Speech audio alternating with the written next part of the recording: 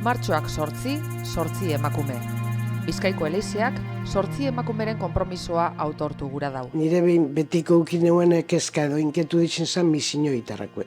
Orduan, irakurri neuen Madre Margaritan liburu bet, da hortik hasi nintzen, da hortik, da gaur arte.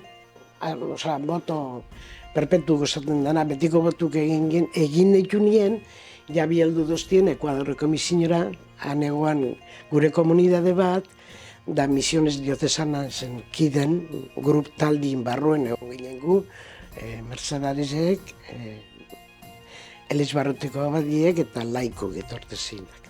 Ni Ekuadorren egon nintzen lehenengo 18 urteetan Manabin kostan, Bahía de Caracas, San Vicente, Jama, Pedernales, Cojimies, San Isidro, hori inguru guztize.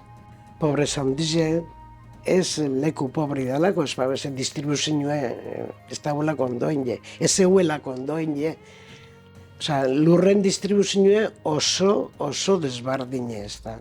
Lurri txarrenak, jente pobrienak, da lurri gonenak eta bajuenak, asendaduntzat edo terratan nintinak izetez. Gure zerbitzu izetezan batez be, jente pobre guztiz urreratu, alkartu eurekin, euren situazioak ezagutu, eta euren kezkak edo euren helburu zeintzut izen, eurekin batera ikusi, euren ikuspuntue zein zen, batez be, teologia del liberazion aldetik hortik itezan jokatu. Oso denpora bereziz izan hori.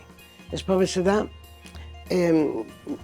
batez be testimonio aldetik zelan urreratute zarien, da zelako aktitudek edo zelako zeure egoerie zelako da euren ondora, euren aurrera zoazin, zelako respetugaz, batez be zelako respetugaz, da zelako...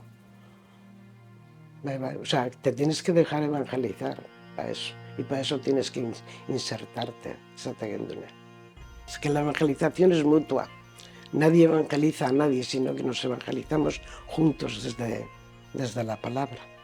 Porque la evangelización es viva, entonces como es viva, pues tiene que ir acomodándose, adaptándose a cada lugar, a cada situación y a cada grupo, ¿no?, humano. Porque la palabra es muy flexible, muy adaptable a las realidades y a las personas. Martxoak 8 emakume.